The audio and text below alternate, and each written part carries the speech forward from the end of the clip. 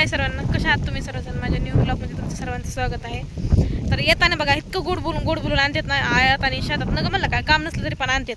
त्यांना मूड झाला का फिरायला जायचं शेतात, लगेच त्यांना म्हणलं का बाहेर चला कुठं तर शेतात घेऊन येतात फिरायला. आणि येताना एवढं गोड बोलून येते ना, आलं की तर भांडण सुरू करतात आणि जाताना पुन्हा चलत ये नाही तुझी तर हा तुझ्या मायबापा जा असं तसं इतकं उरकत की तुम्ही विचारूच नका. काही तसं स्वतः वातावरण हॉटेलमध्ये सुद्धा नाही माहिती का? कशामुळे हॉटेलमध्ये वातावरण नाही मला पण कळतंय. खिसा रिकामा होईल म्हणून शेतासारखं हॉटेल नाही, तसं काहीच नाही. खिशात पैसे कच खिसा भरलाय. तुम्हाला खरं सांगते, लोखंडे साहेबासारखा हुशार माणूस मी आजपर्यंत पण बघितला नाही माझ्या आयुष्यात. माहिती का इतकं खुलिवतात ना, मला म्हणले लय चांगलं शेतात चल असं तसं खुलिवलं आणि आता इथं आले जाताना लगेच तमाशा सुरू केला, लगेच भांडण. असंच केलं नाही तसंच केलं नाही, तो हेच केलं काही नाही, असं काय झालं तरी पण सुरू असते त्यांचं. तो असंच केलं तर तसंच केलं, कुरकुर करायची सवय लागली असती. आणि पुरगी तिकडे जाऊन बसलीला, ती पण रुसली. तिला ह्यांनी प्रॉमिस केलं सकाळी की मी डोसा खायला नेतो म्हणून, त्या आणखीन डोसा खायला नेते तिला पण आणि मला पण. खरं सांगते तुम्हाला, सकाळी तुम्ही प्रॉमिस केलं होतं का नव्हतं केलं? आम्ही सकाळी विषय पण नव्हता काढला. झोपेतून उठले ना, आरोहीला म्हणले सकाळी शाळेत जा म्हणले तुझ्यावरून आणि तुम्हाला नेतो म्हणले, आम्ही डोसा खायला नेतो म्हणले. मला वाटलं खरंच नेते.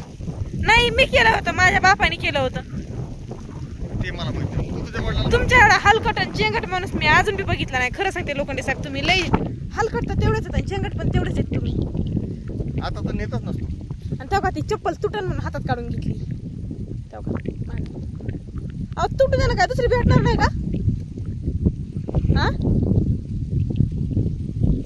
तुटन म्हणून हातात घेतली. किती मानव माणूस येडे का शहाणे म्हणून मला काय कळत नाही. राहणं पिण्याचं आपलं चालायचं का म्हणतात पैसे नाहीत कारण सारखं वरडायचं. पैसे तरी कुठे जातात काय माहिती ह्यांचे सारखंच. माती ते पायाला लागली चांगलं असतं. आता म्हणले असते जाऊ द्या, त्यापेक्षा काम केलेलं सगळ्यात चांगलं असते. माती पायाला लागण्यापेक्षा काम करायचं तर नगं वाटतंय तुम्हाला. थोडं काम केलं तर काय होईल मग? चालली आरो पुढे चालली जा ना मग. तुम्हाला मी धरून ठेवलं का? तुम्हाला पाय वडत नाही.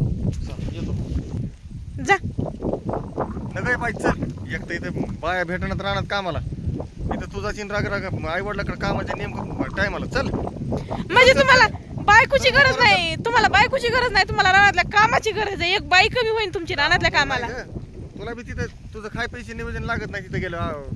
होय हो, उपाशीच राहतात माझ्या आईवडिलाचे, ते नियोजन नाही लागायला. तुमच्यापेक्षा सुखात राहते मी तिथं, कळलं का?